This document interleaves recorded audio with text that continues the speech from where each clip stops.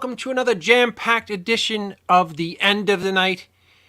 Joe and Scott are both sadly been arrested and will not be on the show tonight. I don't know where JW is. He's supposed to be right They there. haven't. They haven't been arrested. They haven't. Stop. I have to keep this under a modicum of control. They haven't been arrested. Oh, stop. You know they've been arrested. Don't stand up for them. So we're going to have a GoFundMe to see if we can get both Joe Ridgely and Grunkle Scott out of jail, because neither one of us will be joining us tonight. That's why we're going to have a really good episode, because we got JW. I'm not going to say his last name because I say it like 57 different ways, and every time I say it wrong, Caldwell. and he gives me a dirty look like, you rat bastard. You know me for over a decade. You think the least you could do is say my fucking name right? Get a vowel right on occasion. Is it Colwell? Did I say right? Colwell. That's perfect. Wow. That's perfect. Apparently, Merry Christmas, Mr. Madison. Right. Colwell. I got it right for once. Yay. No, it's fun. It's a tough.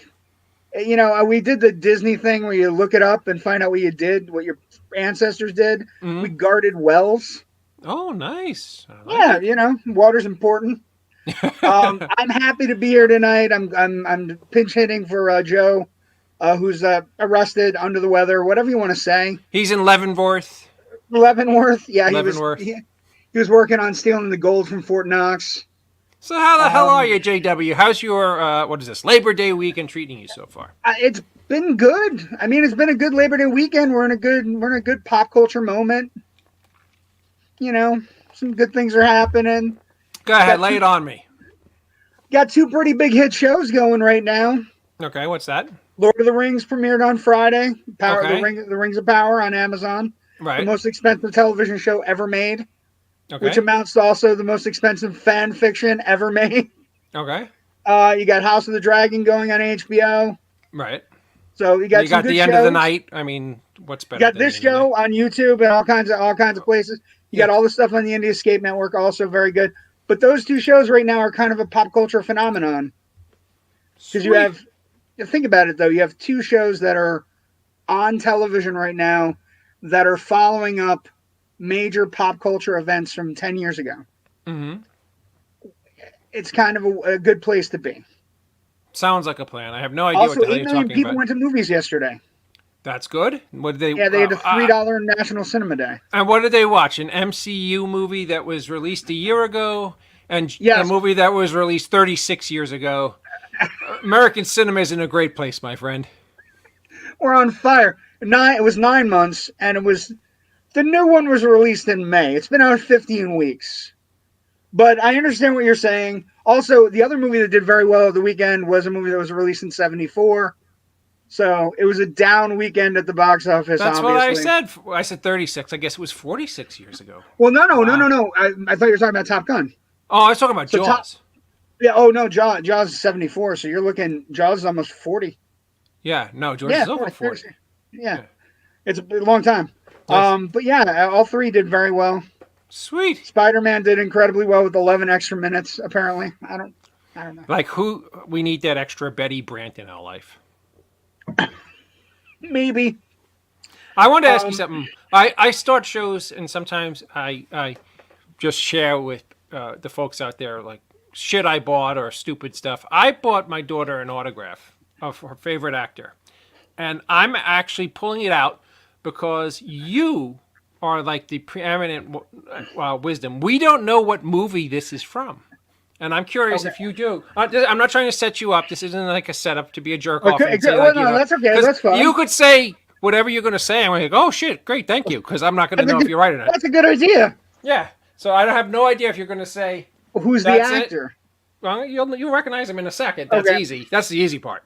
But do you know what movie this is from? Okay, that's Ethan Hawke, right? Absolutely. I believe that is Sinister. Sinister. Okay. Have you've not seen or heard about this movie? I have not seen. Honestly, I have not seen or heard this movie. Okay. My daughter loves Ethan Hawke from where he played John Brown. I can't think of the name of Good Lord Bird. Yeah, that's the show that was just out, right? Yeah, she absolutely adored Good Lord Bird, and her favorite movie of all time is not Good Will Hunting, the one with Robin Williams. I can't think of the name. Are you talking about where he's a before. teacher and Ethan Hawke is the student. Dead Poet Society. Yeah, Dead Poet Okay, Society. so this. Okay, so hold up the picture again, Okay. just so we can get other people to look at it really quick. So this appears to be Ethan Hawke going through. I'm gonna guess Sinister because he's looking through old films that are in the attic of a house. Yeah, he looks like he's in an attic and he's looking through like an old milk crate or maybe in an old box. Yeah, I thought it's a great photo, and it's a really really clear and awesome autograph. So I got her this one, but neither one of us was really sure at what film it was. It's a movie called Sinister. It's actually a pretty great horror flick. How is it? I gotta check it out then.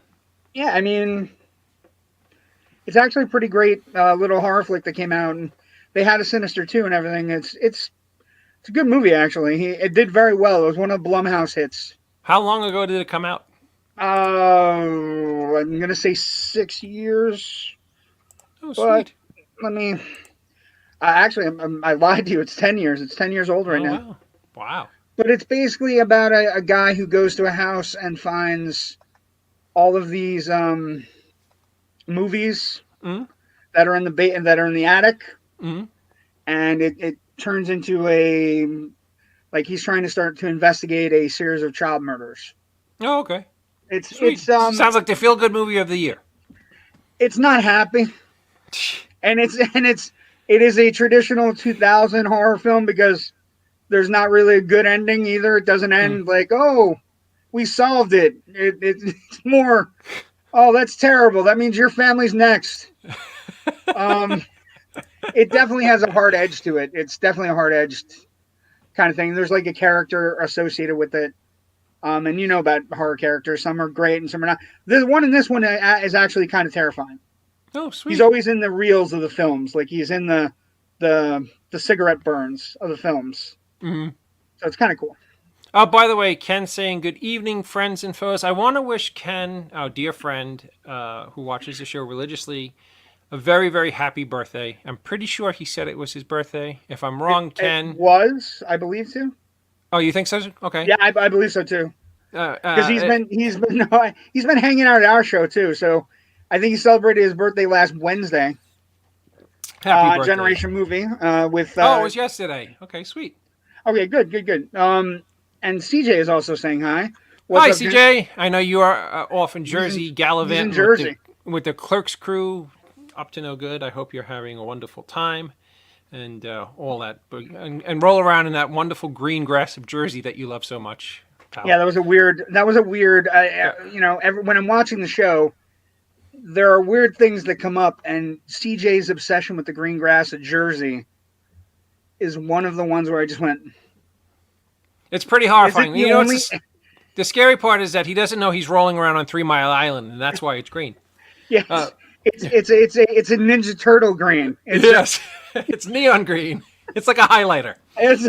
Exactly. I want to show you another cool toy, JW, that I got. What you got? I think this is going to be right up your alley. But check this. I like toys. A giant Gorn. Oh, very cool. An 18-inch Gorn. A Mego Gorn. Yes, isn't that badass? That is super badass. He's on the back and he's all pissed off. And did you ever see that commercial that they made like in the last 10 years where Shatner and the Gorn are watching TV together and they fight each other? He comes home. Doesn't he come home for dinner? It's like something. He's coming home, like Shatner's cooking, I think. They're arguing over something. Yeah. Weird. And he tells the Gorn not to overact, which was classic. It's weird to watch our childhood stuff be used as pitch stuff. You know, Fred Astaire with a Swiffer. You know, like it's. I think it's a weird place to be. Now, I know you're a big Star Trek fan. I know you view Star Wars as kind of like the bastard cousin. Yes. But Star Trek, have you been watching? Have you watched at all Strange New Worlds? I have. Is that the Black Bolt is the captain? Yes. Yeah. No, I haven't seen it yet. I'm going to recommend it to you. I don't recommend a lot to you because you and I sometimes conflict on pop culture. But I actually think this show has got a very cool original Star Trek vibe. And the kid playing the captain, Anson, he's really good. Like, not just moderately good, like really good. And the episodes have been really good. 10 episodes, very tight schedule. Your Gorn toy might actually have more play now. Oh, sweet. Because they've actually delved into the Gorn. Gorn? Do they show the deeper. Gorn? We've seen glimpses of the Gorn. And does he look like a corny 60s Gorn, or is he all high-tech? No, they're a high-tech Gorn. Yeah. But there's also like a whole like backstory about the Gorn, because the Gorn were actually never even viewed except for that one episode of Star Trek. Mm-hmm. So this show deals with the Gorn and why they're not mentioned. Because there's a terrifying episode about Gorn and how the Gorn procreate. Kind of. Oh, sweet. Yeah. Dark. Very dark. But it's a good show. It's a really good show. Star Trek watch. Before we bring our lovely guest out tonight. Oh, yeah, we have a great guest. Wendy's very nice. Yes, she's a sweetheart, and I can't wait to talk to her in just a minute or so. I'm going to share a piece of, because we're talking about Star Trek, inside dope. You are going to be so blown away by Picard Season 3. It's going to rock you to your very foundation. And I'm going to say that not only is a dear friend of the End of the Night now a regular on that, was a regular for the entire season, but a legendary Star Trek figure shows up on it. So you are going to, it's going to be the thing that rocks Star Trek fans and sci-fi fans. It's amazing, because the show's been good for 2 seasons. Mm-hmm. It's been good to great. 2. It's been good to great. Mm-hmm. But one of the things that they're, this is a totally lame thing that I'm going to bring up to you, but there was an episode of Next Generation where they had a future Enterprise. Mm-hmm. You ever remember that episode? Probably, if I saw it again. Yeah, there's a future Enterprise that has double nacelles, so it's like it's a war Enterprise because of the dark future in one of the episodes. It is rumored that it is going to be on Picard, and it's one of the coolest Star Trek designs because it's like a fully loaded for battle Enterprise, as if the Enterprise wasn't a loaded stock ship before. Right, it's like mirror kind of. Yeah, it's got like double nacelles. It has tons of photons and all kinds of things going on. So I'm super excited. That's great. I'm happy for the cast member, and I hope it does very well. I know a lot of the original cast is coming back, so that's good. Yes, it's going to be something really cool to look forward to. So without further ado, let's introduce just an extraordinarily talented actress, a wonderful voice actress, and a very, very kind human being who was kind enough to do our show. And without further ado, ladies and gentlemen, Miss Wendy Zier. Welcome. Hi, welcome. Wendy, did I screw up your last name, or did I do a good job? It's okay. It's close enough. It's actually Zier, and Zier? If somebody's named Zier, they're related to me. So there's like no Ziers around. You were talking about, doing your DNA stuff. Me and my sister did it, and I was like, oh, like, are we related to like princes or like She's like, nope, totally Eastern European Jew. Nothing exciting. Latvia, that's about it. So that's all we got. So you're also last in the phone book and last to get called for homeroom, so you can show up late. I hated it, so I decided I made a pact with myself at 7 years old. I'm like, I'm marrying somebody with the last name Aardvark. As it turned out, my first husband's last name was De Monk. He was from Holland. My second one was Salome, and I'm gonna keep going. Yeah, you're going right up the alphabet list. Wendy Aardvark? It would be sounds Wendy like a Salome also sounds kind of fun. I would not have to wait. I hated doing that growing up. So, by the way, I heard you guys talking about sci-fi, and I wanted to ask.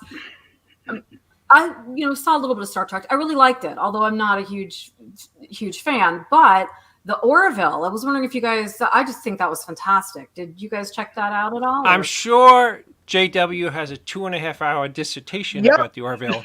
I when it comes to the Family Guy, I only watch Family Guy. So JW, what are your thoughts on the Orville? Okay, so the cool thing about the Orville is I think the Orville, one of the great things about it, Wendy, is that it forced Star Trek back into Star Trek. Because when the Orville was doing the first 2 seasons of the Orville, it actually was doing Star Trek better than the Star Trek was doing Star Trek. And I think all of the recent things with the Orville has led to Picard and Strange New Worlds. And so I think he's really honed in on the right stuff. This past season was fantastic. A lot of political stuff, and almost the entire third season, New Horizons, has been a wonderful treaty with regards to political stuff that's happening in the country right now and being put on a big display for everybody to kind of make, the idea of what you can do with a Star Trek type show to tell our stories and what's going on in our country right now. Very ingenious how they pull that in there without really saying it. Like political division and all the things that they're like, we're going to say it, but we're not going to totally say it. So yeah, David, there was one planet where they actually had they were working on a treaty with this planet, and the planet had such bad misinformation that basically somebody could be put under in 3 minutes or less with false flags and all different kinds of stuff. Was that planet called Republica by any chance? It was Republica. It was close. It was very MAGA. close. I'm not sure. MAGA, yes, it was Planet MAGA. It was very close. And it was very similar. Wendy's lips are curling. We may be going in an area she doesn't want to. No. Listen, hey, you guys, I've tried to. I used to be political on my posts. I stopped for a while, but I was triggered. I just started watching the news again, and I'm like, darn it, because it gets me so just worked up. But quite honestly, I do a lot of political ads. I mean, it's a moneymaker over the years. And Republican, when I used to not have a problem, and then when things started changing around, I was doing Republicans. Then I said I might not want to do it. And then I was like, okay, if I'm doing it, I'll just use it on a good Democrat candidate. And I had this money saved up where I was supposed to do it on a good Democratic cause. I didn't. I used it on Botox and fillers, but I felt that they would appreciate that. So. Well, there you go. Also, it's no big deal. You got to work, Wendy, right? I mean, Republicans are paying cash for good sounding ads, I would imagine. I'll take the money. Got to make that money. I'll take the money. So I got to know Wendy a little bit over IMs over the last week, and she's incredibly charming. And I went back and looked at some of her work, but all these wonderful things I want to say about you, Wendy, but you kind of zung me when you... is zung a word, or is it just zing? Zung or zing. Zung would be in the past. Yeah, zung is zing in the past. I like it. It works for me. Zung. I make this shit up as I go along anyway. So you kind of zunged me when you said you look good for your age. That's literally like what you say to elderly people. I didn't mean it because I thought that you were around the same age as me. So I'm like, oh, wow, you look really good. Well, thank you. For your age. And to me, it's a compliment. I'm like. Well, seeing I'm younger than you are, and I actually look like I could play your father. It's not at all. No, not at all. She wasn't offering pea soup, right, at the moment? No. So then we'll take it as a compliment. Move on. I didn't say you were a dapper elderly gentleman. I said you look very nice for your age. Oh, thank you. It's very kind. Yeah, you got the salt and pepper shit going on that nobody can pull off. I don't know what that means. I can't even get a beard going. Blonde. I thought it was blonde.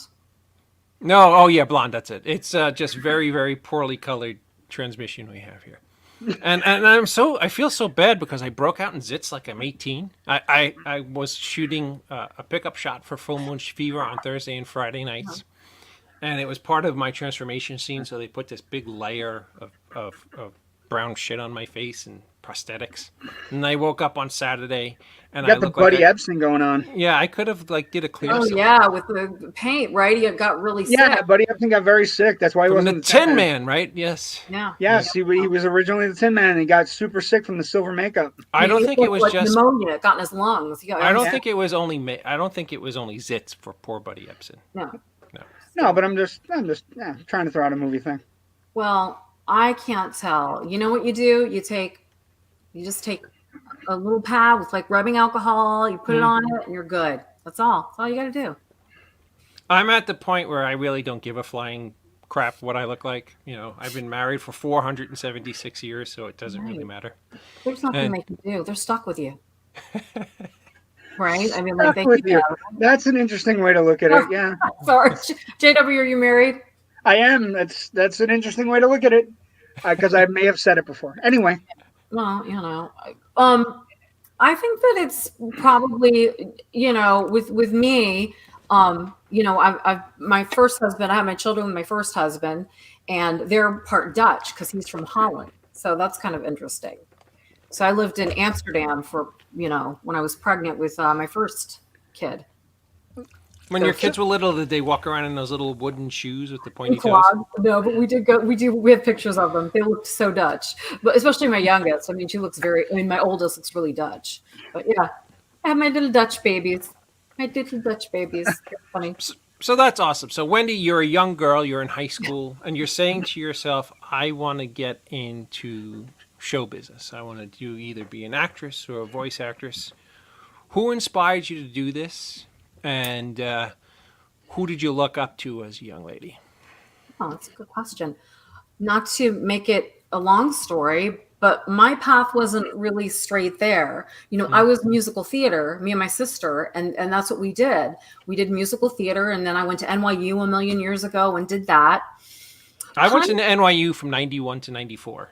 I was there in 91. Oh, sweet. And I worked at MTV in 89, 91. Did you ever have lunch at Around the Clock? Oh, yeah, I remember Around the Clock. Yes. And St. Mark's Pizza. We lived in 3rd Avenue North. The colonnade sandwich, unbelievable. Were you there? I was being taught by Hal Linden, the guy who played Barney Miller. No, he didn't teach us, but God, it's a million years ago. It was a lot of fun. There she is with the age again. It was a million years ago. Back when, right after the Earth. I was there, not when you were there. Dave wrote a Velociraptor to NYU. Right after the dinosaurs were killed by the comet. Yeah, the wheel. We got a sandwich down by the tar pits. But yeah, so I ended up kind of getting a little disillusioned with that. And then I wanted to do on camera, and I went to Wilmington, which is in North Carolina. They were doing a lot of film. And in the early 90s, you guys were based in Indy, but this wasn't what this was. Like Matlock was there and all this other stuff and features. And at that time, somebody that looked like me didn't get parts. It was all like blonde, very commercial looking girls. So I remember, and my story is, and I'll tell you this because it's kind of funny. I had a new agent that was in Charlotte, North Carolina, which is 3 hours away. And I'm telling you this because they said, hey, we really are excited to have you. We'd like you to come in and do this commercial audition for American Express. And at that time you drove in for auditions. That's how you did it. My dad, who was retired, he looks like Captain Stubing from The Love Boat, drove me in, right? Drives me to the audition, and he says, I'm going to wait in the parking. Yeah, I'm going to wait. He's from New Jersey. I'm going to wait in the parking lot while you're in there. Yeah, I'm not going to go in. So he's waiting in the parking lot, and the casting people for American Express come in, and they're like, oh my God, there's a man with a gray comb over and a gray sweater in the parking lot. Does anybody know him? You'd be perfect for blah, blah. I'm like, what? And I'm like, that's my dad. Like, what is he picking his nose? They're like, no. Could he read for us? I'm like, no, he's a pharmacist. No, he's not going to read for you. So they weren't interested in me. They didn't read my dad. This is my day. Yeah. This is my day, Dad. But you've ruined it all with your comb over. I met him and thought that was so funny. And then a week later, I get a call and they're like, hey, Wendy, this is blah, blah, blah agency. It's not for you. Would your dad be interested in auditioning for this McDonald's commercial? So I was so disheartened with this industry. I was like, you know what? Forget it. No dice. So I got into radio, and that's what I did for the rest of the 90s before I got into VO. And that's when I segued over to voiceover. There you go. Sweet. Okay. So who were some of the people when you were growing up that you looked up to as far as maybe actresses or voiceover talent? Well, at this point, her dad. I mean, her dad went to the one audition. And nabbed the Captain Stubing role. Yeah, got a bunch of roles. Really, really good. Really good. Quite honestly, at that point, I didn't really know a lot of the upper echelon of VO. Now I do. But my mentor was somebody named Roll Gorman, who does a lot of character voices, and he's fantastic. And he got me started.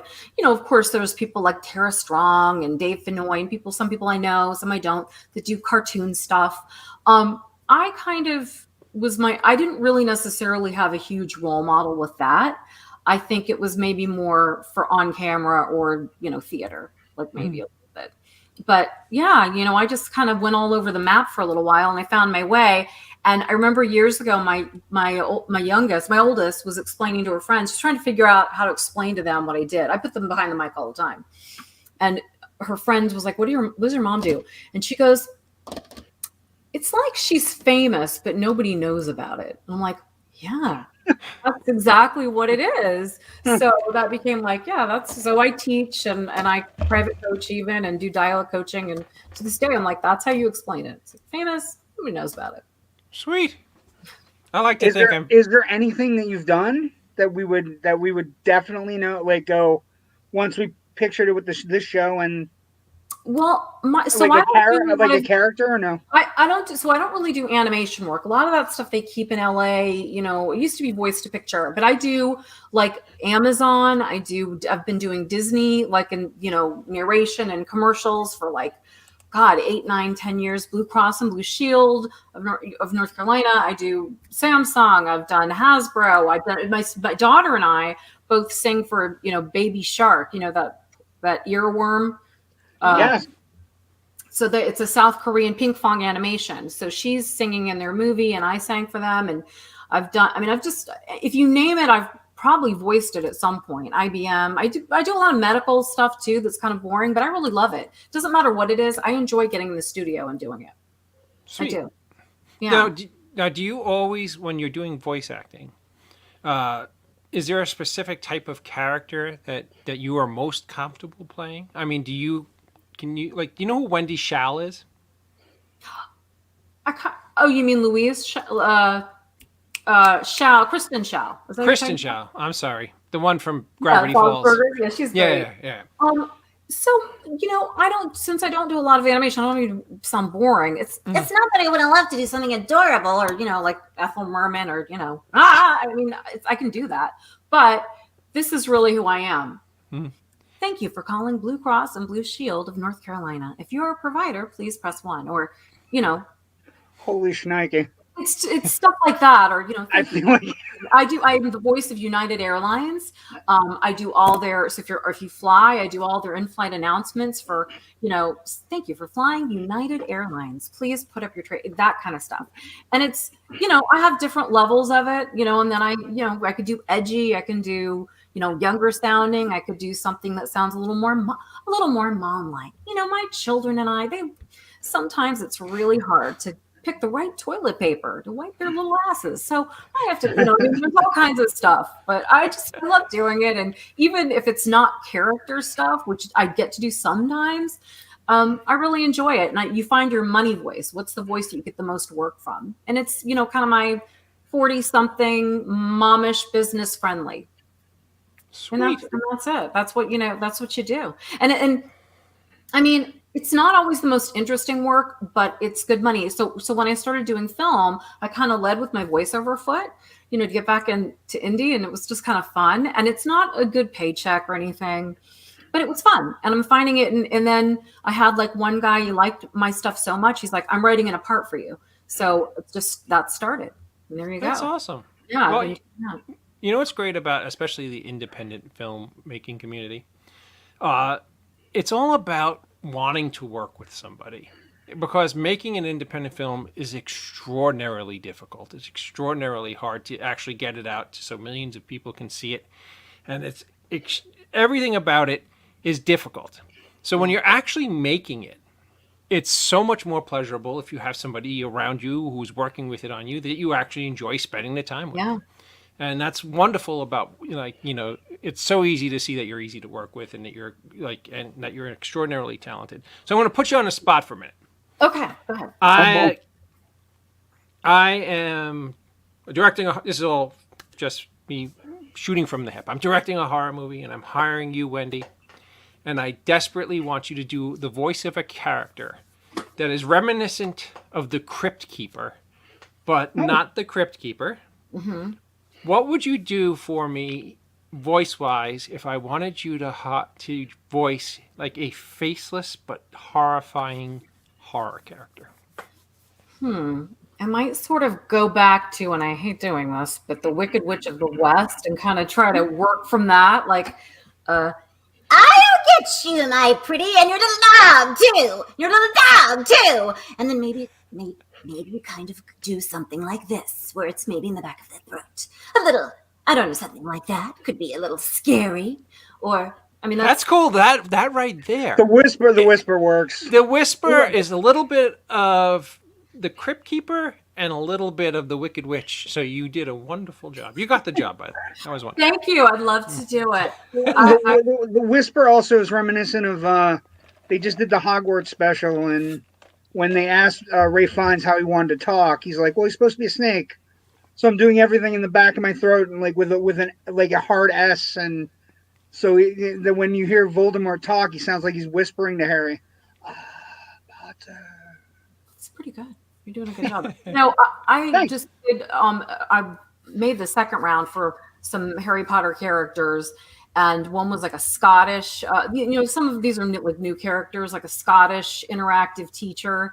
And then one was an Irish one, and and I love getting to do that. Like when you is this for the game? Yeah, it was a game. It was a while ago, and I was on the short list. I don't think I got it, but it's just when you get the video game stuff, I don't do a lot of that stuff, but it's super fun. It's really, really fun stuff. I mean, this is kind of a funny one. If I found it, you would die laughing. It was so dated. But I used to do a lot of work for Hasbro, who you might know used to be in Long Meadow, Mass, right? I don't know if you know where that is. Long Meadow, Mass, yes. Long Meadow, Mass. And then they moved it. I think now they're in Providence or somewhere in Rhode Island. Mm-hmm. I used to do a lot of work for them. And I did one where I was supposed to basically be Lizzie McGuire. That's how long it was ago. And I did Chatitudes. And then I did one where it was called, Are You For Real? And it was like, okay, go to your BFF and put your secret beeper in the thing. And it was like, are you for real? It was so hysterical. So that kind of stuff. Lizzie McGuire that's making me feel old. That's a while back. I know. That was a whole other person ago. What happened to her? She's done a lot of stuff. Hillary. Oh, she's fine. Yeah. She's got a reality show on Bravo or something, right? She's running the one bar in I think it's like Mexico. I have no idea what you guys are talking about. Oh, Hillary Duff, but okay. Interesting. Yeah, I mean, it's fun work. Anyways, at one point, when COVID hit, there were a lot of working actors, out in different, even some in Hollywood that were calling me, because they were looking for a side hustle, quite honestly. And I'm a great teacher. I'm a great coach. I'm really good. You know what I'm doing. But it's a lot of fun. But I don't want to teach them to be too good. I want to take my stuff. Yeah. I can teach you as much as I know, but not everything I know. Not everything I know. Can't do that. Exactly. So tell us a little bit about the films that you're currently working on. I see Hellvira's Haunted Asylum of Horror. So interestingly, these are some smaller. I'm not trying to downgrade them. There's some smaller projects that kind of came to me. Most of them are VO, and some of them I was able to shoot actually at my house. Like I have the green screen and a teleprompter, and like one of them, for instance, the Bloodlines one, I'm supposed to be like an Icelandic museum, penis museum curator. She talks about penises, but without saying it. So it was kind of funny. So go figure, And then I did work on a really neat one that I'm excited for it to come out. With Tony Martin, and it's called The Witches of the Sands, and it has like Leanna Quigley and stuff, a lot of scream queens in it. And then I'm working on my boyfriend's movie. I had a little part where I was, he wrote me in to be kind of like Nancy Grace. But I like doing that. So these are just some things out there. There's a few things that might be happening. I don't know. I have a good manager who is convinced that I'm going to be doing some really good stuff. But, I'm kind of like, look, I'm on it for the ride. I'm happy to get what I get. Sweet. What was your involvement with the Friday the 13th Vengeance 2? Yeah, that was, so I did the voice of Pamela Voorhees. Okay, that's Betsy Palmer, the mom, right? Yeah, Betsy Palmer. Yep. And then I did. Then he's like, I like you. I want to write you. And another person that did this, he wrote me in for this part. So, where I was the museum curator, and I was Icelandic, and it was supposed to be kind of remote, so I could do it here and use my green screen. And then, and so I've been able to do a lot of that. Maybe kind of because COVID was happening, I was able to kind of do that. But I'm ready to start traveling and getting out and doing some things and going to some locations. I don't mind. It's a shame you didn't live in the Northeast. You could come up and be in this crew. It makes really, really like goofy crap. Just tell me. I go up to Ohio. Come on, I can do it. Okay. Yeah, I got a car. My kids are older. They're fun. I try to get them in stuff, and they've really, like, Danielle gets a lot of interest, and she's like not interested. She's like, whatever. I put them behind the mic all the time. I'm like, come on, and they're like, no, mother, we're not doing that. They don't want, and they like theater. They don't want to do it. You know what you might want to look into? Do you know Highlights magazine? You mean like the kids' old Highlights magazine? Yeah, the kids magazine. Mm-hmm. You still make it. Yeah, it's actually extraordinarily popular. And believe it or not, they're in there. I live up in Northeast Pennsylvania, and their big corporate office is right here in Northeast Pennsylvania. Oh. And they hire voiceover people To do kid stuff. Oh. And they offered me like $150 an hour to do voiceover stuff for kids' books. And it's just not my thing because I sound like shit. But you should look into something like that because they are always hiring, and they're an incredibly good company to work for. So Okay, absolutely. Yeah, I mean, I supplement myself with, look, sometimes I get in there and I do, a national buyout on 3 platforms, and it's, I spend a half an hour. I'm like, I just made $5,000. But sometimes, I mean, I do the smaller ticket stuff too. And I literally, it doesn't matter if it's $200, $2,000, or $20,000. I give it the same. I mean, I do not put it out there unless it doesn't sound terrific. I mean, I'm very, very, I'm a perfectionist about what I do. Well, the great thing about Highlights is that they pay you 40 hours based upon whatever they send you for that week. So you might work for 2 hours, but you're going to get 40 hours worth of pay. All right. If you have a contract after this thing, please send it to me. It's like, yes, where do I sign up? So they're in Honesdale, by the way, I think. They're in they're in Honesdale. Yep. Honesdale, Pennsylvania. Yep. Although and I live in Milford, so I'm supposed to be doing the launch of but I'll have to maybe do it of Clio. Have you ever heard of Clio? Clio? No.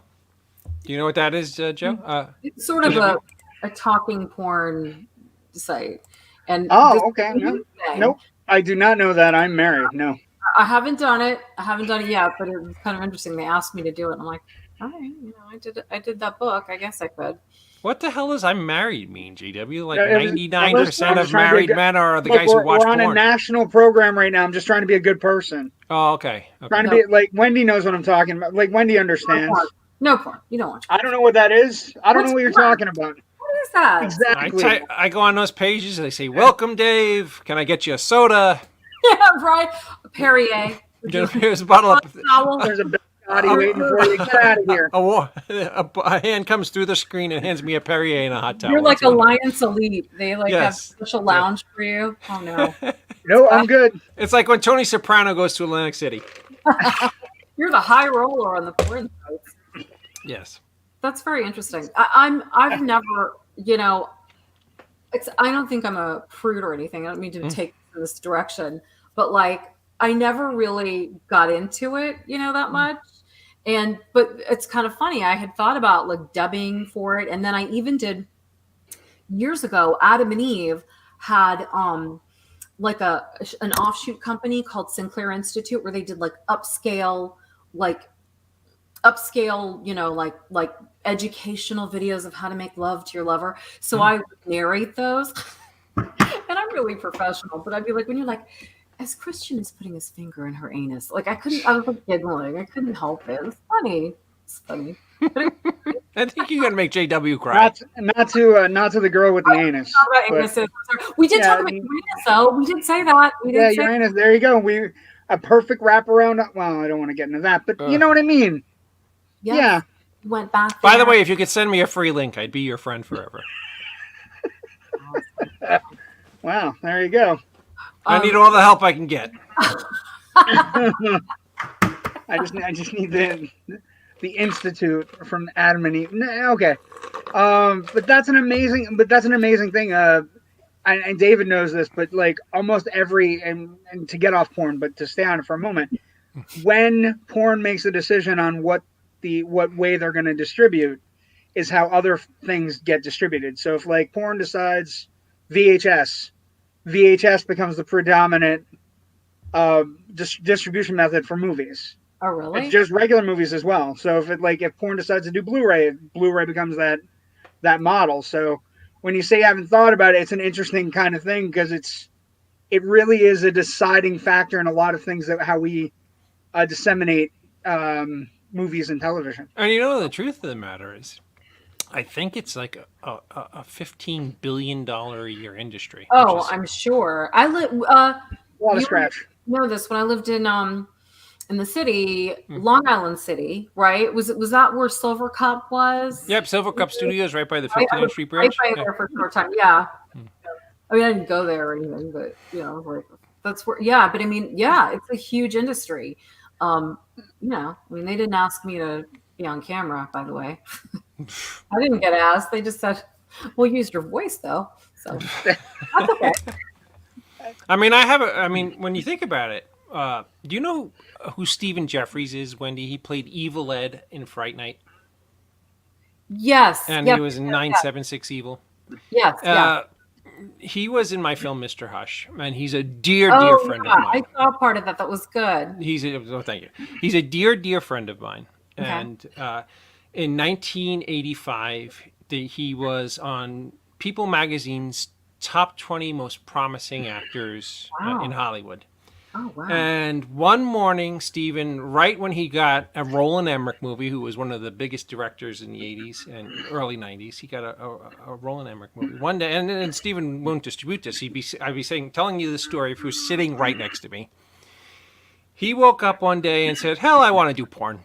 So he went from being one of the biggest genre star. Yeah, he was to an up-and-coming star. Yeah, they were literally calling him like the next Nicholson. Him and Slater had that kind of Nicholson-esque feeling. Energy. To them. Yeah. And he went to porn?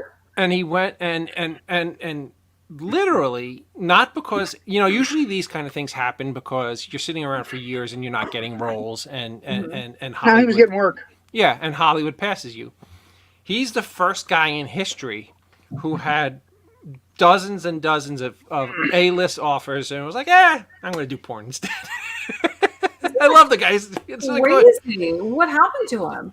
He went on and did literally hundreds and hundreds of adult films, and then after he did adult films, they would not hire him for mainstream films. Yeah. And then when he got a little bit older and was not doing the adult films anymore, he did a couple horror movies, and me being like, I could care less. He did porn, I'm a live and let live kind of guy.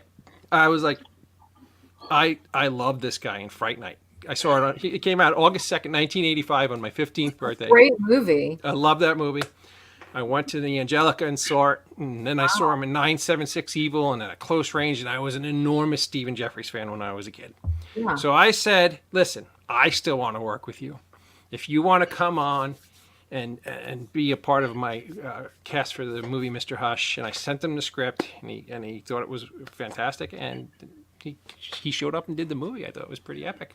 That's fantastic. Yeah, and there is, my childhood idol running around playing a character that's very reminiscent of Evil Ed, who's the character I based writing the part for. I saw. I did watch wearing a Crazy Eddie T-shirt, oddly enough, which I thought was classic. Prices are insane. Do you like directing or do you like acting? I mean, do you have one? I never had any desire to act at all, No? But acting came out of necessity because I made Mr. Hush, which was a movie that I have a cameo in. I'm in it for like 30 seconds. And then I did a film about the town I grew up called Middle Village. But then it was a really horrific winter up here. And I live on a hill in Pennsylvania. And I said, I really want to do something because time is going by between my last film. So I literally just went out in the worst 2 blizzards in the history of the Northeast and shot They Wits weren't End. great. They Yeah. weren't great. They weren't great blizzards. Were you up here for those? I was the one that blizzard is why I left PA. Yeah. Like it was, I'm from Florida, so I live in Florida now. So the whole idea of like a cool blizzard, nope, not anymore. North Carolina, baby. I'm like, I don't need that cold weather anymore. They- I don't need any of that cold life at all. Like They were I don't predicting- understand the concept anymore. They were predicting home. 4 feet of snow. So what I did is I went to the township and said, "Hey, can I park a vehicle out on the main road?" Because up here, a main road, like one car goes by every 12 hours. And they said, "Sure," with the blizzard coming. And the car, we went back the next day. It was myself and 2 people who were helping me film because nobody in their right mind would go out in this kind of weather. And we literally went to the road, and the snow was so deep we couldn't find the fucking car. So it really was like that. It was completely buried. no, yeah, no. That's Completely awful. buried. This was the blizzard he filmed this movie in is a recorded blizzard event. It's like it's like a blizzard NATO kind of thing. Yes, and it did unbelievable amounts of damage up here in Northeast Pennsylvania. So the only reason I starred in that movie because nobody else was stupid enough to go out. And, I mean, it looks horribly uncomfortable, obviously, right? I mean, yeah. it It's real. That's all elements are real. real. Yeah, and that's the only. And when you have no money, and you're He's a doing very method small- actor. Yes, he's turning blue. That's great. Yeah, it's because he's freezing his balls off. Right. It was so unbelievably cold, and I asked my friend Brian if he wanted to play the Brian from Clerks, and he told me to go fuck myself. And I asked another actor, and he was like, "I'm not going around in the middle of the worst blizzards in history with a camera with you, Dave." And I totally got it, and that's why I ultimately took Brian and Scott to shoot the beginning scene, which we shot Yeah, in right. 70-degree weather in April. Apartment in the house, though. Yeah, those guys were that they had no problem showing up for that, but that was out of necessity. Nobody else would play that part, and I wanted to use the production values that you could only get from an enormous blizzard like that, because if like Hollywood did a movie like that, they would do it in a controlled environment, and it would cost ridiculous amounts of money. And you wouldn't get the same effect that you do in a real blizzard. So I thought You would that have was wasted good. a lot of soap, my friend. A lot of soap flakes. A lot of soap and painted cornflakes, yeah. And the thing with Full Moon Fever, I didn't want to play the werewolf in that. I actually had a very, very famous actor who was all lined up to play it, and we were about to start filming, and COVID hit. Yeah. So it just made it a hell of a lot easier if I wanted to do that film to do it to play the lead. I guy. also think you've always wanted to be a werewolf, David. I always wanted to be a werewolf, and now after Mr. Hush, I have my vampire movie, I have my werewolf movie. I could retire and do porn now with Stephen Jeffries. Everything will be great. I thought you were going to hit all the major. All the major Universal. monsters. Well, I thought you were going to do. I'm tall enough to play Frankenstein. You could do it. I know you can swim, so you could definitely do the creature from the Black Lagoon. There you go. The Yeah, Dave you from gotta the do Black the Lagoon. the Universal ones. By the way, I don't know why I'm boring you with my stupid shit, Wendy, when you are infinitely more interesting than I am. I'm one of those people that, like, if I go and if there's like old people, or I go to like She's an going with the old people again. wanna listen. JW. No, Not me. It's you. You're the one telling stories. I was saying no. I was Don't saying let me in. no. You guys are young. I'm talking like if I go to like an elderly home or something. I'm like the one that sits and listens to. Tell me about the war. Like I listen to their stories. I like that. Tell me about Lincoln. Was he really that tall? Tell me about the time you had to pay for gas with stamps. Right.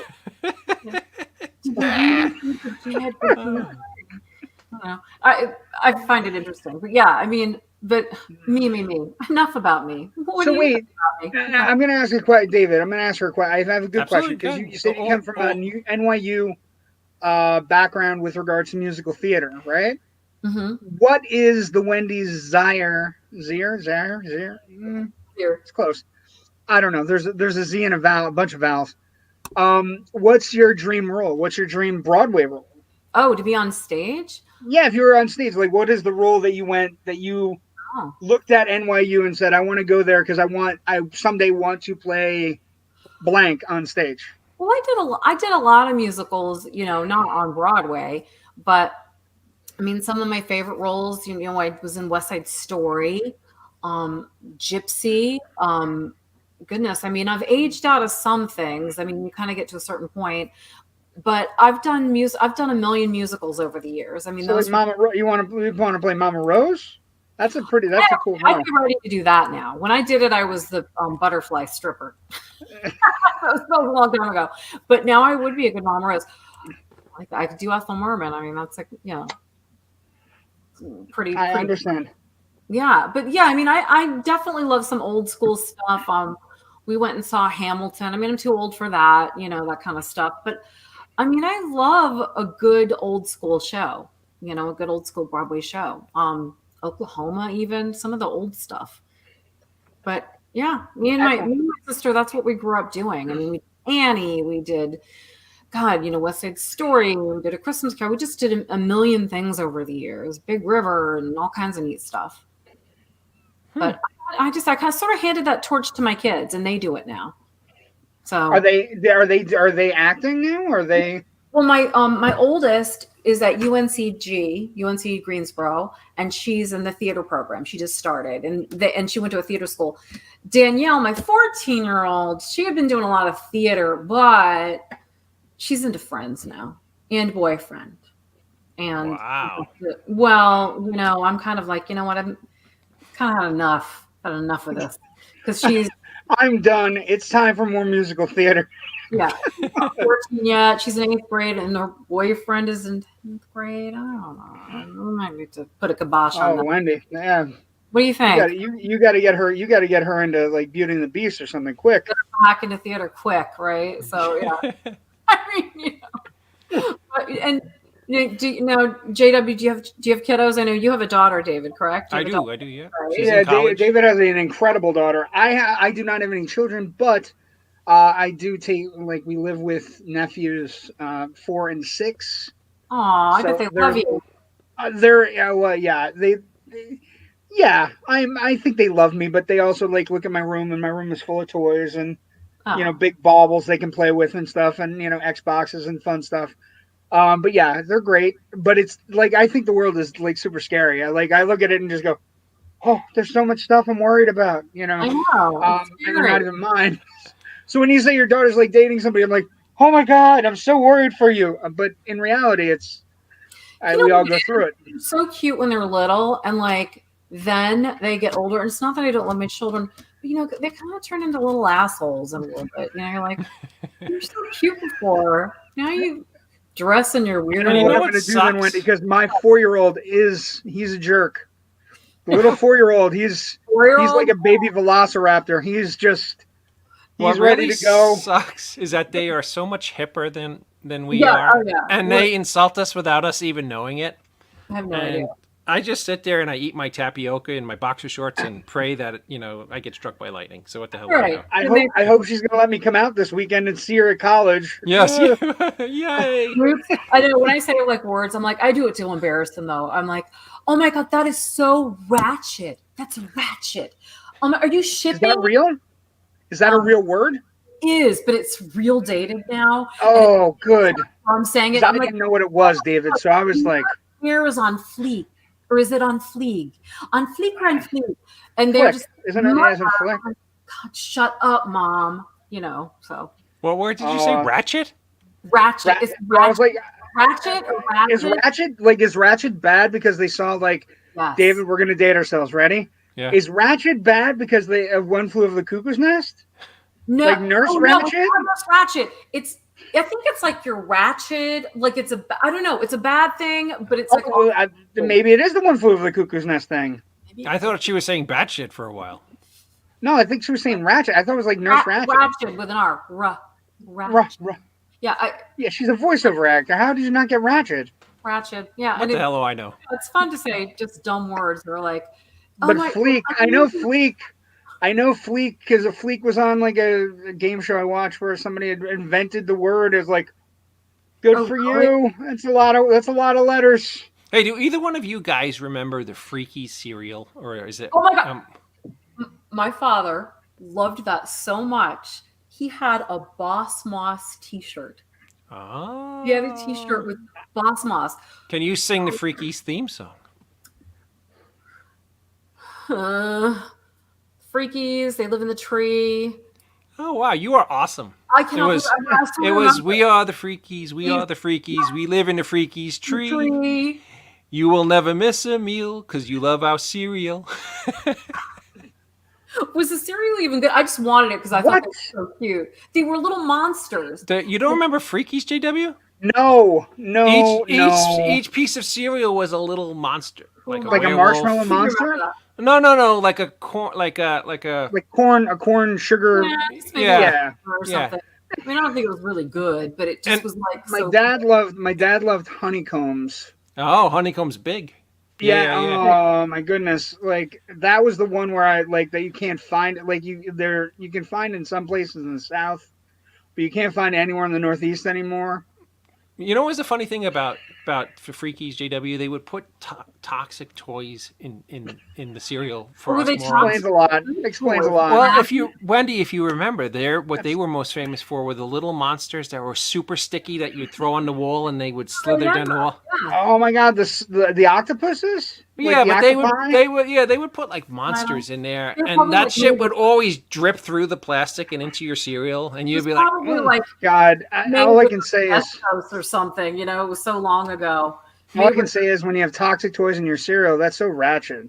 It's Ratchet. It's bad. It's not good. So awful. That's funny, but yeah, I remember that, and I love. I mean, there's actually some sites where they go over like 70s cartoons and serials and commercials, and there was one, and I forgot what it was, where they talked about 70s products, and that was like one of them, like food, and I was like, oh my God, I remember that.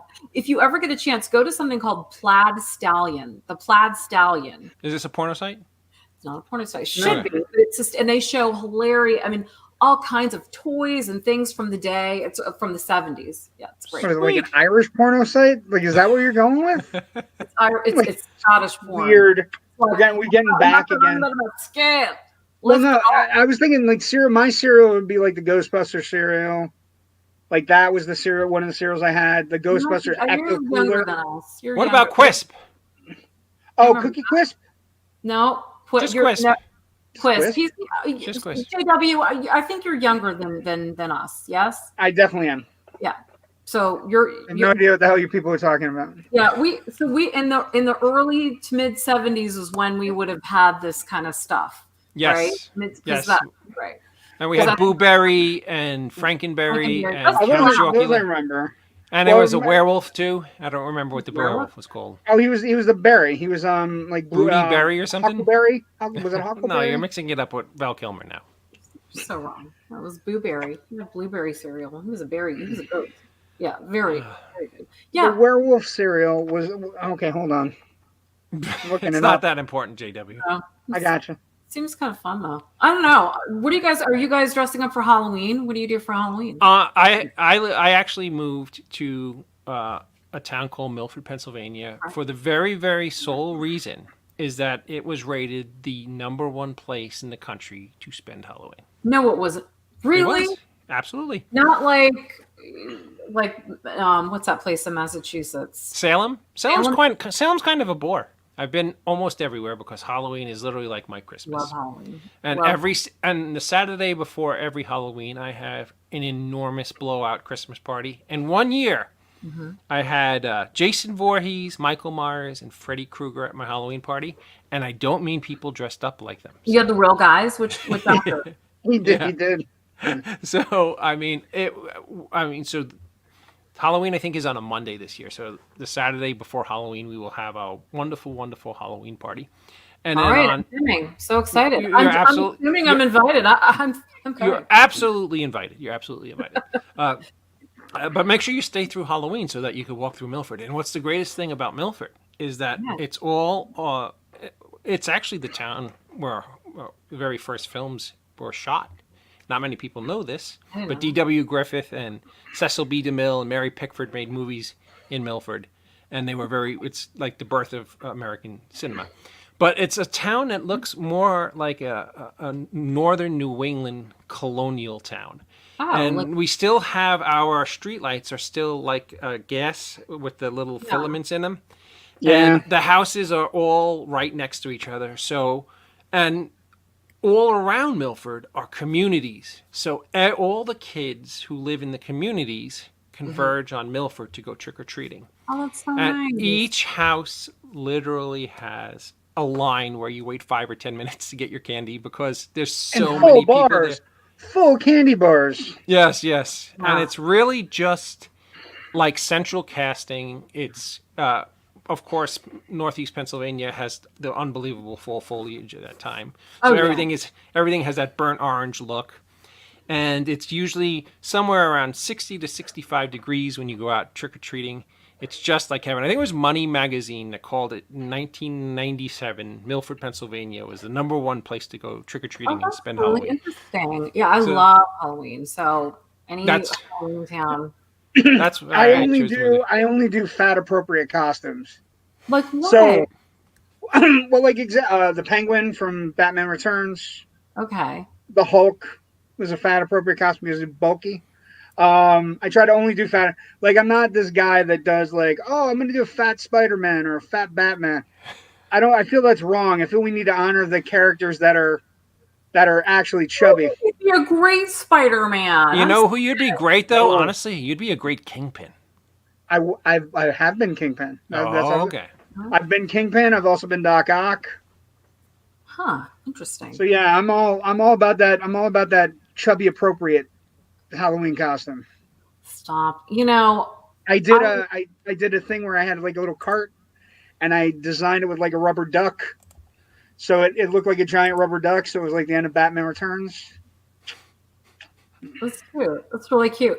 I'm not as creative because girls are just like, yeah. I mean, of course, now I'm too old to do that. But it's like, yeah, no, it's just whatever it is. It's still going to be like slutty. I'm going to be a cab driver. It's going to be a slutty cab driver. I'm going to be, like a UPS worker. It's a slutty one. You know. Well, I mean, there's two kinds of women. There are the girls who dress everything in the slutty Halloween costume, and then there are the ones who are really into horror. And So there's they're nothing slutty. grotesque and amazing. Yes, there's nothing slutty about them at all. And actually, you have to worry about being murdered by them later after you take them on a date. Like, oh, please don't kill me. it's very funny. I mean, I really went crazy when my kids were little. Look, the girls, like I went insane. Like I literally spent so much money. I couldn't decide. I bought like 5 costumes before Halloween for each of them. I kept changing them. I couldn't decide. I took pictures of them and, they were strawberry shortcake and then they were My Little Pony and then and they were Barbie. It was just fun. My daughter always wanted to be a princess. Like, be something evil, damn it. Evil. Oh, good. Speak up for her. The night before Halloween, they call Goosey Night. Some people call it Goosey Night. And every Goosey Night, my daughter and I go to Clinton Road, which is literally verified as the most haunted place, maybe in the entire country. It's absolutely... I'm going to say right now, that's a fuck no.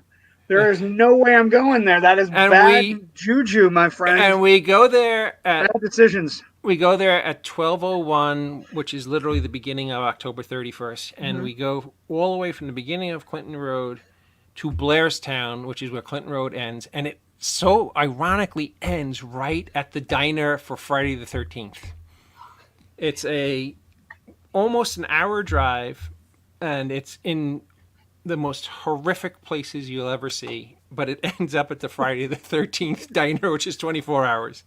So my daughter and I do this every Goosey Night, and we arrive at the Friday the 13th diner at like between 1:30 and 2 o'clock in the morning, and the people there look at us like, you really just did that. And we saw some really really crazy and horrifying shit over the years, but we're nuts. It's one of our favorite things to do. Oh, that's really cool that you share that. You should, if you ever get a chance, it should be on your bucket list. Yeah. To drive on Clinton Road any fall day. Okay. Any fall day. And it's scary, but is it, you see the foliage too and all that kind of Oh stuff? yeah, no, it's actually some of the most beautiful scenery you'll ever see. There's a town that's totally deserted called Woolpack, And what's so cool about Wallpack is that they had everybody move out like on a moment's notice because they were supposed to build a dam for an electric plant on the Delaware River. So they gave everybody literally like 6 weeks. This is back in the 1960s. They gave everybody like 6 weeks to get out. And everybody kind of they gave them top dollar for their properties, and everybody left town. And nobody's gone back since. And the Toxilic Dam project never happened. So all their properties are just sitting there untouched since like 1967. And it's right in the middle of Clinton Road, which is all like cemeteries and Celtic cemeteries. And if you look up Clinton Road, you will see hundreds and hundreds of stories of things that were horrifying that happened there. I know what character I am in horror films. You know what character I am? We shouldn't go. This is a bad idea. I'm going to sit this one out. You're the one at the end credits who are like, I told those assholes not to do it. Don't do You it. shouldn't go. That house where all the people died. You shouldn't visit it at all. What are you doing? I do.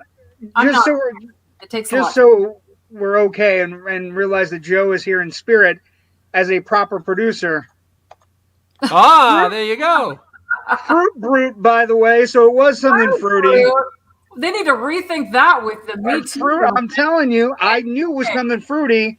I don't remember Yummy Mummy either. Yummy Mummy, I don't remember Yummy Mummy at all, but Fruit Brute I remembered because I remember his big, like, goofy grin on the cereal box. I'm like, werewolves don't look like that. And here's another thing, JW, that you're going to think is kind of cool. Of course, in my sick and warped and demented mind, I thought it would be really cool to shoot all the horrific nightmare sequences in Full Moon Fever on Clinton Road. So all that really scary shit, it was just there. It was just sitting there. Yeah. It was just sitting there. Yeah. Real werewolves. It's amazing. What does Ken say? I worked security week of Halloween in a cemetery. Never saw anything weird. I am the one who wants shit to happen. Keep your fingers crossed. Work one of those cemeteries on Clinton Road, Ken. I guarantee you see something. I think everybody wants something to happen up until the point when it happens, and then you're like, wow, I can't believe all my friends died. Yeah. Bad choice. Maybe I shouldn't have gone. There's a cemetery near me, and supposedly we all did it in college. But like she's, I don't know if it's Virgin Mary or she's a statue, and supposedly at midnight her head turns around, her eyes bleed, and we went there a million times. It never freaking happened. But I will tell you that the North Carolina State Capitol is one of the most haunted state buildings in the country, and that does have stuff happening. And I've been there, and I do. So I've done some tours there where I lead tours, and I have reading stuff on my phone, and I've gotten readings and seen all kinds of stuff. Pretty wild. Do you live anywhere near where One Tree Hill was filmed?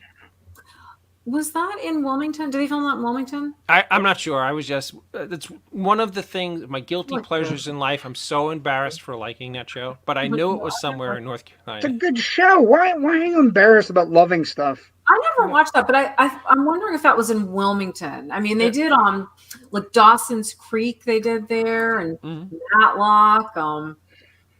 I did some Matlocks with Andy Griffith. Oh, sweet. My dear friend Dan was on that show. I'm having a fart on his last name. Oh, Roebuck? Daniel Roebuck, yeah. Oh, Danny Roebuck, yes. Danny was on that show. Yeah. Who now plays Grandpa Munster. I know. It was Grandpa Munster in the zombie film. Yeah, it's it was a long time ago, but Andy Griffith, I mean, my take on him, he was pretty crotchety at that point. He wasn't a pleasure to work with, really. I don't think a lot of the crew necessarily felt that way either. But, why am I not surprised? Yeah. Far away from Mayberry, baby. Far away from Mayberry. Yeah, right. Can't go home again. Well, first off, Wendy, I want to apologize for keeping you way past the time I should have. No, this was fun. I could go all night. I don't have anything to do. Nobody's home. I mean, I'm just going to be watching Real Housewives of New Jersey when we get off the phone. I don't have anything good. You want to know something that's sadly pathetic? Ever since the COVID lockdown, I stay up all night, and for some bizarre reason, like a mental patient, I sit there and watch hours and hours and hours of The Waltons. And I think that I should literally see some kind of therapist because I just shouldn't be doing that. How many times can you go through "Good night, John Boy"? "Good night, Mary Ellen"? Yeah. I don't know if you How noticed, many times JW. How many times can you do that though without losing your mind? Since COVID started, I don't know if you've noticed, but I've had almost every living member of the cast of the Waltons on the show. Have you really? That's funny. He's working his way through. He's working his way right through the chain. I just got to get to Richard Thomas, and I've got them all on me. Amazing. Yeah. No, I kind of would have a guilty pleasure of Little House on the Prairie, which kind of is in the same vein to me for some reason. You know what? I love Little House on the Prairie. I just loved. I loved the very early episodes. I think once you got around like 1980, it was crapola. You know what? You guys are talking about stuff that's been going on this summer. There was an incredible documentary about Paul Newman and Joanne Woodward that Ethan Hawke did this past summer. And after that, I just started watching. I was voraciously tearing through Paul Newman stuff and Joanne Woodward stuff. And I just like finding Paul Newman movies I'd never seen. He has a movie with Sidney Poitier, the Paris Blues, which is a beautiful film about two musicians, jazz musicians in Paris. And it's him and Sidney Poitier. And it's just this. So that's what I've been like. But I can understand getting hooked up with the Waltons or watching Little House on the Prairie and just trying to find a little comfort in this horrible, pandemic times. You know what I mean? So innocent, just like it's sweet. You're like it's a happier time.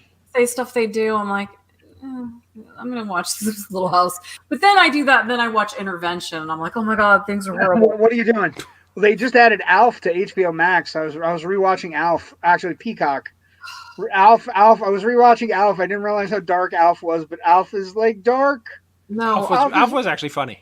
It's a funny show, but it's super dark. Like he's talking about like, well, I'm the last one of my race, and you're like, that's terrifying from an '80s children's show. It is terrifying.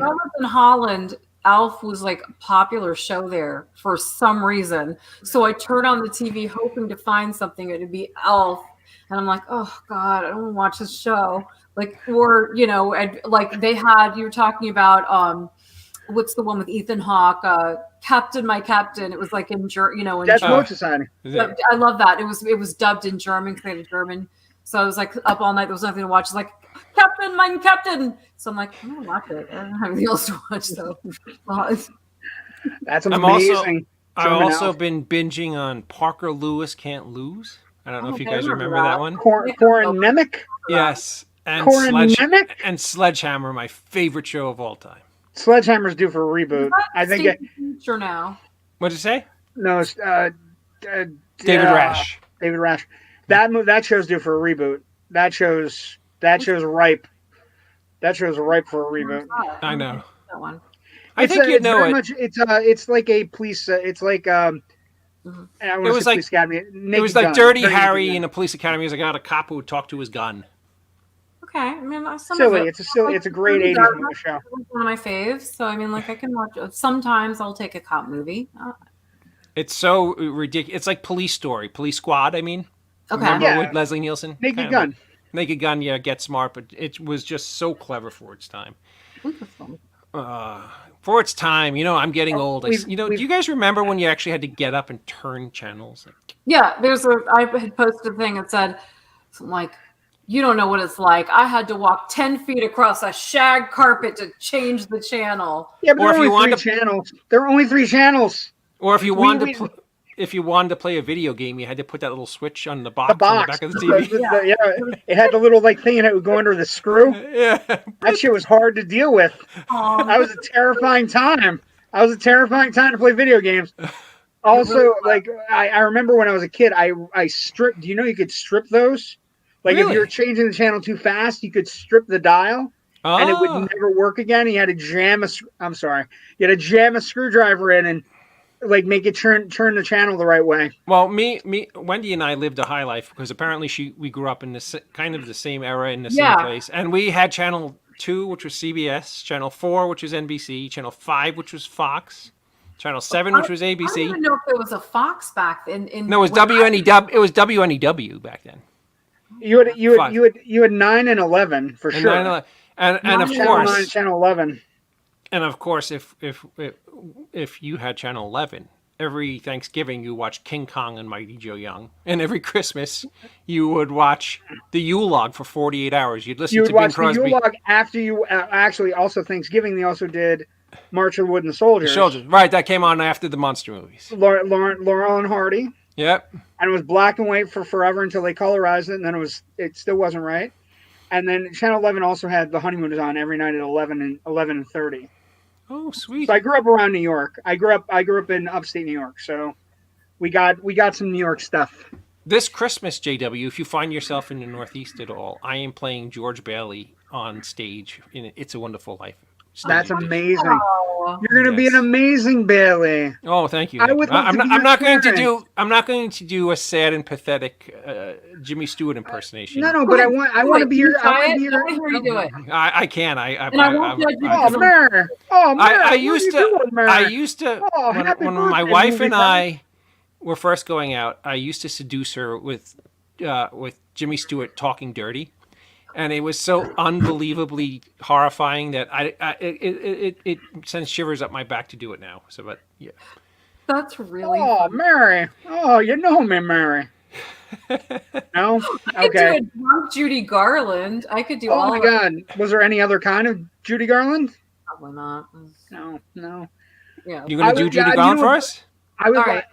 Yeah, give her a second. All right, hold on a minute. I gotta get into this.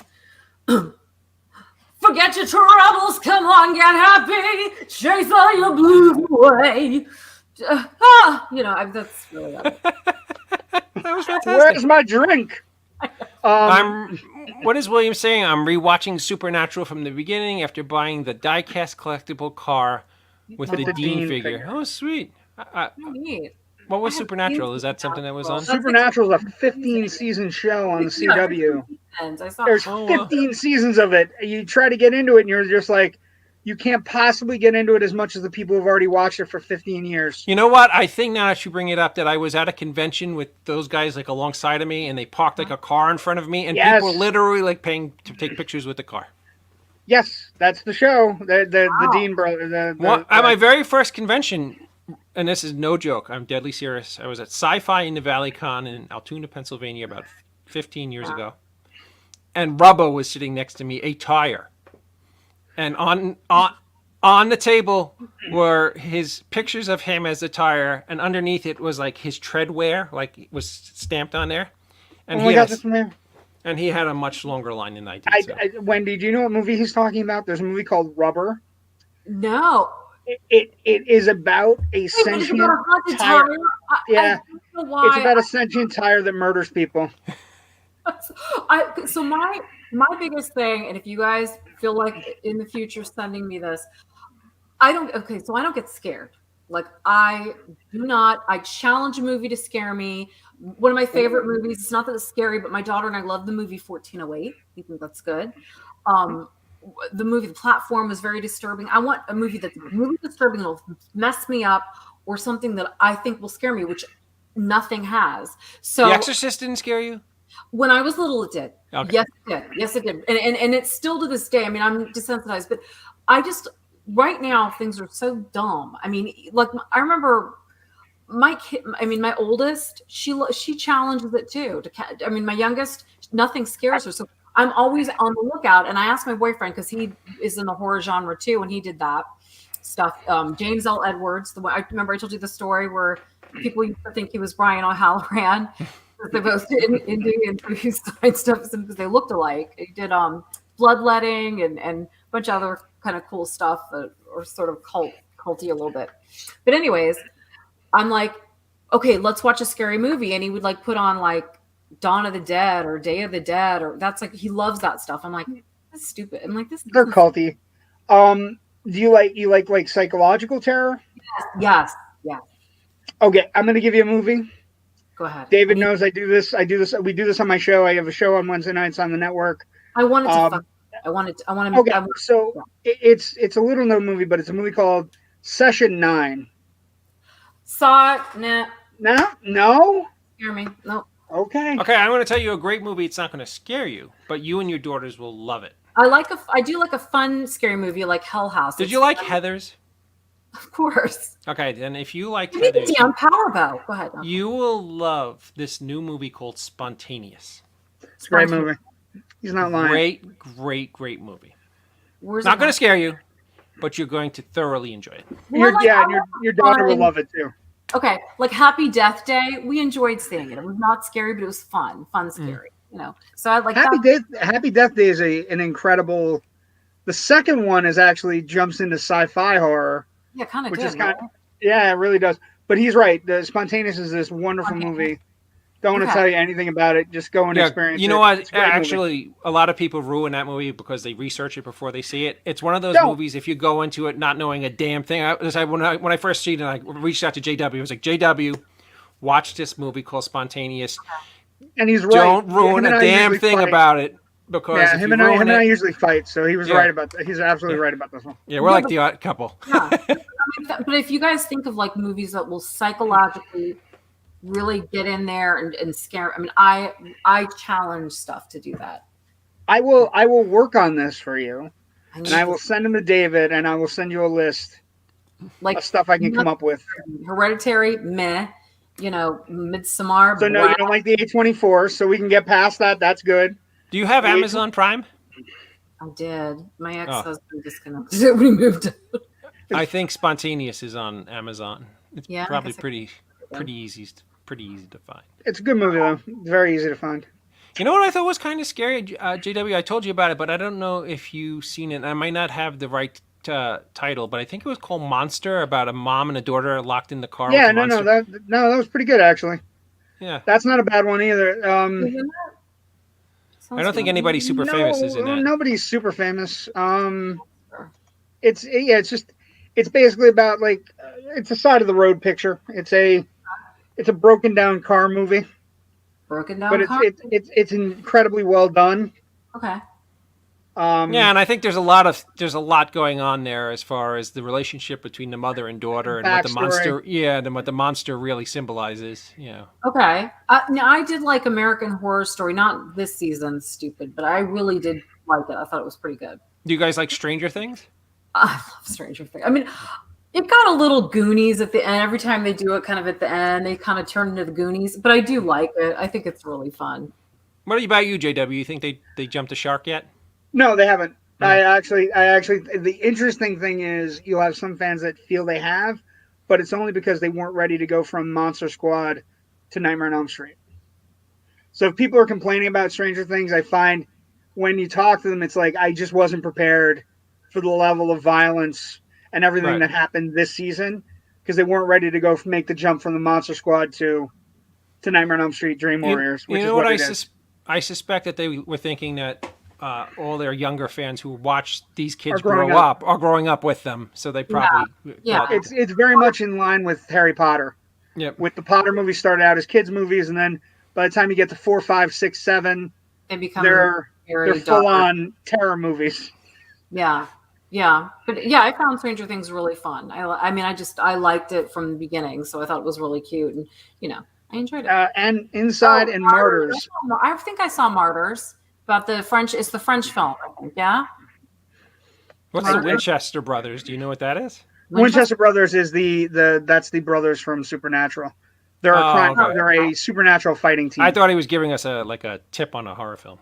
No, but Martyrs is a pretty good one. I did see it years ago. But yeah. Oh, sweet. But we can definitely find something for you, and I'll make sure it gets to you through David. Aw, thanks. With that being said, Wendy, where can everybody who's watching us now live or watches us on a replay, where can they follow you? Where can they find you? Well, I do have a social media presence. I think I have a YouTube channel. I think, and I think I have a Twitter. I don't know, but I'm on Facebook. Wendy Zier DeMonk. Or Wendy Zier. And then my website, my personal website, I'm on different rosters around the country, but my website is wendyvoices.com. That's it. And Wendy, it was an absolute honor to have you on our show tonight. I had a blast, you guys. It was It was great. It was great talking to you. I'm intrigued by the whole voiceover learning how to do it. I'd love that's something I definitely would love to try. I'll give you both a coaching session. I'm very good. I do it all the time. If you can get me into that porno site voiceover business, I'd be very Sure, happy. right? How fun is I mean, that? how hard can it be? I mean, right. Oh, wah, wah. Oh, I should. Well, they have dad body. They have to have dad voice, don't they? Well, I mean, thank you. Yeah, just saying.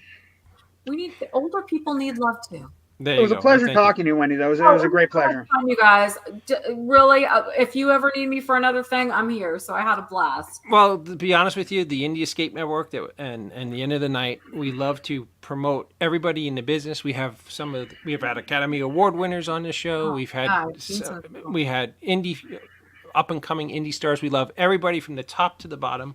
So if you ever have anything you want to promote, or if you just want to come on and say hello, or if there's a guest that we have on that you want to come on and say hello, sure, please feel free just to drop me a line. Wendy, thank you again for joining us tonight.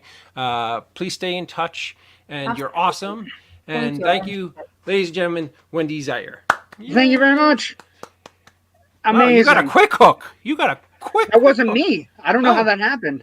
Oh. I think she left. I think she she's not even in the green room right now. So I think she was just like, I think she's she's like, I'm done. Screw these assholes. They kept me on for an hour and a half. They were just chit chatting about wackiness. They're asking me about cereal. I'm never going to do those clown shows again. Okay, so there are a couple things. People commenting. I said the Dean brothers earlier. I didn't mean Dean. Dean is one of the brothers, Winchester brothers. That's why they chimed in with Winchester brothers. And then Ken writes that we have a Nightmare show on Wednesday. We're doing Grease 2 on Generation Movie because we're going through 1982. So was that John? No, that wasn't John Eric Hexum. That was Max Caulfield, right? Maxwell Caulfield, yes. And a little actress named Michelle Pfeiffer.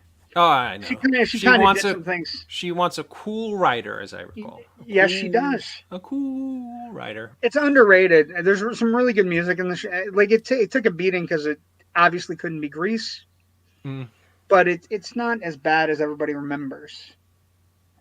So, what did you think of Wendy? She was pretty awesome. She's amazing. I think the interesting thing, like, who the hell throws out Ethel Merman? That's an incredible talent to just be able to do. And the Ethel Merman and Judy Garland were amazing. Yep. And then I swear to God, I had like a vision of talking to my insurance company when she did she started breaking into press 1. Like, holy shit. But she seems like she's kind of got like a cool vibe to her where she's like at the point in her life where she's ready to make a mark and do cool things and fun things. No, absolutely, and I think she's the world is going to be her oyster because she's absolutely super talented. Yeah. With that being said, J.W. Caldwell, thank you very, very much Thank you. Circle a stay on the calendar. Thank you very, very much for stepping in, and as you know, you're always welcome on my show. No matter. I appreciate you. And these are big shoes to fill. It's not just Scott and Joe are not here this week, and I'm just kind of like the monkey in the corner going, I hope I'm okay. I think I'm going to retool. It's going to be the David, JW, and Wendy show. And that'd be a good show. I would like to see her interview folks and do impersonation. I think she'd break it down and be like, porn or not porn? Really, just boom. Answer the question. But yeah, it was a fun show tonight. Good times. Thank you for having me. I appreciate it. Absolutely, my pleasure. Joe and Scott, hopefully we'll be back when we return. Who the hell knows? Those guys are way they've outgrown my show, JW. That's the problem. They've become way too famous, and it's very difficult, dealing with their egos. Scott wants a new trailer. Joe wants only green M&Ms in the green room. So I mean, it's just it becomes you're much easier to deal with. So, and I appreciate that. I only have a small retainer. And sadly, it's holding your teeth in place. It's just because I'm trying to get him straightened. I'm from PA. Don't judge. But yeah, I mean, I'm happy that they have a lot of good stuff going on. I know Joe went out to this Phantasm thing and then did some other things And COVID's still out there, kids. So be careful. We're just on a cruise ship, so it's happened to us too. So we're working on things. It's be careful. No, absolutely. And Sadly, take care of yourselves and do whatever you can. Sadly, And thanks for having me on. I appreciate it. absolutely. With that being said, catch us next Sunday if we do a show. I think we are. I don't know. If we're doing a show, same bat time, same bat channel. Maybe Joe and Scott will show up. Maybe not. Maybe. Who knows? Who knows? With that being said, remember, no man is a failure who has friends. We'll catch you next week, everybody. Thank you so much. Bye-bye. Peace.